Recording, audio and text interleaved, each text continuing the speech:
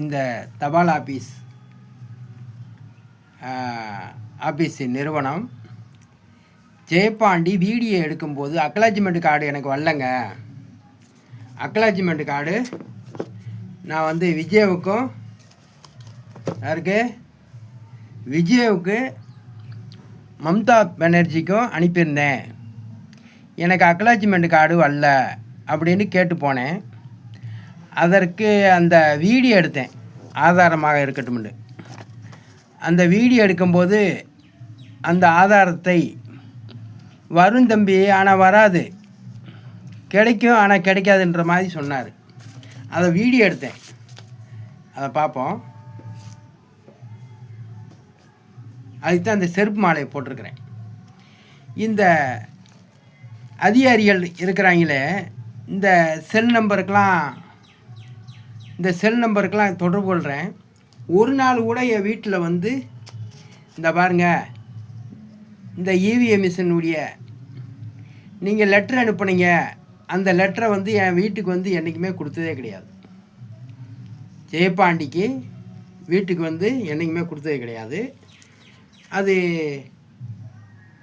அது என்ன மேட்ரு அப்படின்றதையும் நான் காமிக்கிறேன். அதே மாதிரி 5 நீதிமன்றத்துக்கும் நான் வந்து அக்னாலஜ்மெண்ட் கார்டோடு அனுப்பியிருக்கேன்.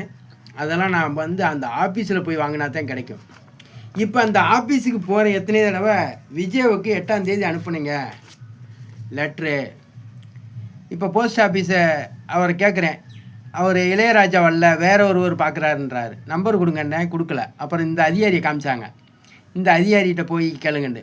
இவர்கிட்ட கேட்டேன், அந்த அக்னாலஜ்மெண்ட் கார்டில் வராதுங்க பாருங்கள், அதை வைரஸ் ஏற்றி விட்டுருக்காங்க, வாய்ஸ் எதுவும் வரல. அது வாய்ஸ் அந்த செருப்பு இதை போட்டிருக்கேன். ஒரு ஆஃபீஸுக்குள்ளே வந்து நம்ம வீடியோ எடுக்கிறோம், நீங்களும் கேமரா வச்சுருக்கீங்களா? நீங்கள் என்ன பேசுகிறீங்கன்றக்காண்டி நான் கேமரா எடுக்கிறேன். எனக்கு 8ஆம் தேதி விஜயாவுக்கு மம்தா பானர்ஜிக்கும் லெட்டர் அனுப்பினேன், அது எனக்கு கிடைக்கலன்னு சொல்கிறேன். வரும் ஆனால் வராது. அதாவது நெட்டில் பார்த்துக்குங்க. அப்படின்னா என்ன அர்த்தம்? அதே மாதிரி மோடிக்கு அனுப்பியிருக்கேன், தேர்தல் அதிகாரிக்கு அனுப்பியிருக்கேன், எனக்கு வரணும். இந்த இவிஎம் மிஷின் குற்றம் நடக்குதுன்னு சொல்லி நான் அனுப்பிச்சிருக்கேன். அதனால் அந்த அதிகாரி பேசுகிறத பாருங்கள். அது வாசி எனக்கு செல் நம்பர்லாம் கொடுத்தாங்க. அது வாசி இப்போ நான் ஃபோனில் கேட்குறேன், ஆனால் வரலன்னு தான் சொல்கிறாங்க அக்னாலஜ்மெண்ட் கார்டு. இப்போ இவர் செல்லூருக்கு போஸ்ட்மேனு, இவர் நம்பரும் வாங்கிக்கிட்டேன். இப்போ நான் அங்கே போக வேண்டியது அவசியம் இல்லை, ஆஃபீஸுக்கு தல்லாவளம் ஆஃபீஸுக்கு போக வேண்டிய அவசியம் இல்லை.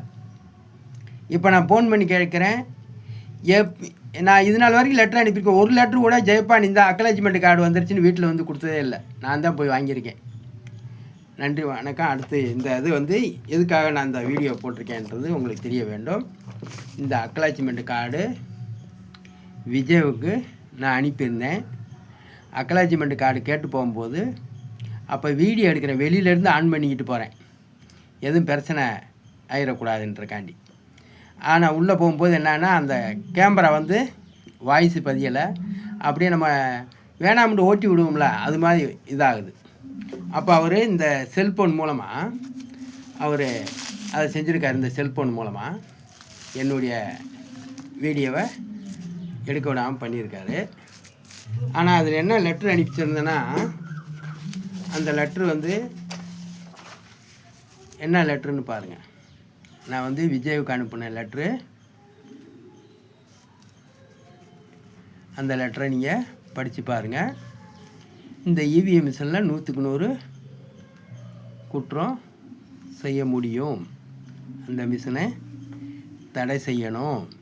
நேரடி ஒளிபரப்பில் ஜெயபாண்டி கேட்குற 20 கேள்விக்கு 24 ப்ராக்டிக்கலுக்கும் இந்தியா விஞ்ஞானிகளும் அமெரிக்கா விஞ்ஞானிகளும் பதில் சொல்ல வேண்டும் என்று இதனுடைய இணைப்போட என்னுடைய பத்திரத்தையும் அனுப்பியிருந்தேன். ஜெயபாண்டி சயின்டிஸ்ட்டு. ஆகையால் விஜய் எனக்கு அக்னாலஜ்மெண்ட் கார்டு வரவில்லை. விஜய் கட்சியில் இருக்கக்கூடிய நபர்கள் பார்த்தீங்க என்றால் விஜயாவுக்கு கால் பண்ணுங்கள். என்னங்க இந்த மாதிரி செல்லூர்லேருந்து ஒருத்தர் உங்களுக்கும் மம்தா பானர்ஜிக்கும் அனுப்பியிருந்தாங்களாம், ஜெயபாண்டி சயின்டிஸ்ட்டு, அந்த லெட்ரு வரலன்னு சொல்லி வீடியோ போட்டிருக்காரு அப்படின்னு விஜய்வுக்கு முதல்வருக்கு தெரியப்படுத்துங்க. அப்புறம் தவறுதலாக வீடியோ போட போகிறேன், முன்கூட்டியாக இது பண்ணுங்கள். இந்த மானங்கட்ட தேர்தல் அதிகாரியை மாதிரி இருக்காதுங்க என்பதையும் சொல்லி, இந்த இவிஎம் மிஷினில் 100க்கு 100 ஓட்டை திருடி தான் ஆண்டிருக்கான். இதில் நம்ம ஓட்டு போடுறோம், அனுமதிக்கிறாங்க, நம்ம போய் ஓட்டு போடுறோம், 7 செகண்ட் தெரியுது. 7 செகண்ட் தெரியுதுன்னா அந்த 7 செகண்டுக்குள்ளே மறைஞ்சிருது. அப்போ உள்ளே ஒரு டிக்கெட் போயிடுச்சு, நம்மளுக்கு ஒரு டிக்கெட் வேணும்ல. இப்போ ஏடிஎம்மில் பார்க்குறீங்க, ஏடிஎம்மில் பணம் எடுக்கிறீங்க, இவ்வளோ ரூபா எடுத்துருக்கீங்கன்னு நம்மளுக்கு ஒரு பில் வருது, உள்ளுக்க ஸ்டோர் ஆகிக்கிறது. அதே மாதிரி ஸ்வைப்பு மிஷினில் நம்ம பணம் எடுக்கிறோம், அதில் 2 பில்லு வருது. அந்த 2 பில்லு, ஒரு பில்லு கடைக்காரருக்கு, ஒரு பில்லு நம்மளுக்கு. இவ்வளோ ரூபா எடுத்திருக்கீங்க 1000 ரூபா, அதே 1000 ரூபா எடுத்துருக்கிறதாக அந்த கடைக்காரருக்கு போகுது. ஸ்வைப்பு மிஷின் மூலமாக 2 டிக்கெட் வருது. அது மாதிரி இதுக்குள்ளே போகிறது ஓட்டுச்சுன்னா உதயசூரியன் போதா, உதயசூரியன் போகுது. என் கையில் ஒரு உதயசூரியன் சின்னம் வரணும், அதை எடுத்து நான் தனியாக ஒரு பொட்டியில் போடணும். அப்படி போட்டால் தானே அது மக்களுக்கு புரியும். அந்த ஓட்டு பெட்டியில் போடும்போது, ஆமாம் நான் ஓட்டு போட்டேன், அந்த ஓட்டு பெட்டிக்குள்ளே நான் தனியாக போட்டேன், அந்த ஓட்டு பெட்டி, அதாவது 3 பொட்டி இருக்கணும், 2 பொட்டி. இப்போ இதில் ஓட்டு போட அனுமதிக்கிறாரு, நான் போய் ஓட்டு போடுறேன், அந்த ஓட்டு இதுக்குள்ளே தெரியுது, ஒரு ஓட்டு உள்ளே கட்டாயி உள்ளே போகுது. அதே சின்னம் நான் யாருக்கு ஓட்டு போடுறேன்னா அதே சின்னம் என் கைக்கும் கிடைக்கணும். நான் சரி பார்த்து இன்னொரு பெட்டியில் நான் போடணும். அப்போ இதை எண்ணி நீங்கள் சரி பார்த்துக்கிங்க. இன்னொரு பெட்டியில் நான் போடுறேன் பார்த்தீங்களா, சரி பார்த்து அதை நீங்கள் ஆட்சி அமைக்கிறதுக்கு பிறகு, தேர்தலெலாம் முடிஞ்ச பிறகு அதை எண்ணுங்க. அப்போ இதுவும் சரியாக இருக்கா, அப்போ இதுக்குள்ளே விழுந்த சின்னம் பில்லு அந்த டிக்கெட்டு சரியாக இருக்கா, நான் கையில் சரி பார்த்துட்டு இன்னொரு பெட்டியில் போட்டல அதுவும் சரியாக இருக்கா, அந்த 3 சரியாக இருந்தால் பதவி ஏற்கலாம். இந்த இவிஎம் மிஷினை தடை செய்ய வேண்டும். முழுமையடையாமல் இந்த மிஷினை பயன்படுத்தின தப்பு. இந்த மிஷினை திருச்சி இடைத்தேர்தல் நடக்கிறதுக்கு முன்னாடி இந்த இவிஎம் மிஷின் நேரடி ஒளிபரப்பு நடந்தாக வேண்டும். அதற்காக தான் இந்த செருப்பு மாலை போட்டு இந்த அதிகாரிக்கு நான் வீடியோ போட்டிருக்கேன். ஜெயபாண்டி சயின்டிஸ்டுடைய செல் நம்பரு. இந்தியன் போஸ்ட் ஆஃபீஸில் வேலை பார்க்கக்கூடிய அதிகாரிகள் என்னுடைய அக்னாலஜ்மெண்ட் கார்டை கொடுங்கள் என்று கேட்டு விடைபெறுகிறேன். P O Jayapandi scientist. இதை இன்னொரு முறை ஜூம் பண்ணி பார்த்துக்குருவோம். விஜய்வுக்கு நான் அனுப்பியிருக்கேன். விஜய்வுக்கு அனுப்பின அக்னாலஜ்மெண்ட் கார்டு எனக்கு வரவில்லை. 8ஆம் தேதி அனுப்புனது.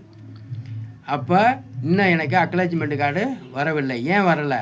அதே மாதிரி மோடிக்கு நான் அனுப்பியிருக்கேன். அந்த மோடி இது எனக்கு ஏன் வரல? தேர்தல் அதிகாரிக்கு லெட்ரு அனுப்பியிருக்கேன். அந்த லெட்ரு ஏன் எனக்கு வரல? அக்னாலஜ்மெண்ட் கார்டுக்கு 12 ரூபா வாங்குறீங்களா? நன்றி வணக்கம். அடுத்த டேக்கில் பேசுகிறேன். PO Jayapandi scientist. அதே மாதிரி என் செல் நம்பருக்கு தொடர்பு கொள்ளுங்கள். இந்த அதிகாரியை நான் தவறுதலாக நான் போட்டிருக்கேன்ல, இதே மாதிரி தான் அந்த ஆஃபீஸ்க்குள்ளே எத்தனை தடவை வீடியோ எடுத்திருக்கேன். நான் எடுக்கிற வீடியோ தப்பு என்றால் ஜெயபாண்டி மேலே நீங்கள் வழக்கு தொடுக்கலாம். ஒவ்வொரு வீடியோவுக்கும் 50,000 ரூபா நான் ஃபைன் கட்ட தயார், குற்றம் என்று நிரூபிக்கப்பட்டால். நன்றி வணக்கம். P O Jayapandi scientist. எனக்கு அக்னாலஜ்மெண்ட் கார்டு கொடுக்கவில்லை என்றால் இந்தியன் போஸ்ட் ஆஃபீஸ் மேலே நடவடிக்கை, கேஸு தொடுப்பேன். திருச்சி இடைத்தேர்தல் நடத்தக்கூடாது, ஜெயபாண்டி சயின்டிஸ்டுடைய கோரிக்கை. அதை குறித்து நான் அனுப்பியிருக்கேன் லெட்ரு முதலமைச்சருக்கு, விஜய்வுக்கு. நன்றி வணக்கம். அடுத்த டேக்கில் பேசுகிறேன். பிஓ ஜெயபாண்டி சயின்டிஸ்டுடைய செல் நம்பர். இப்படி செல் நம்பரை போட்டு எவனாக இருந்தாலும் வீடியோவில் கருத்துக்களை பேசலாம். நன்றி வணக்கம். அடுத்த டேக்கில் பேசுவோம்.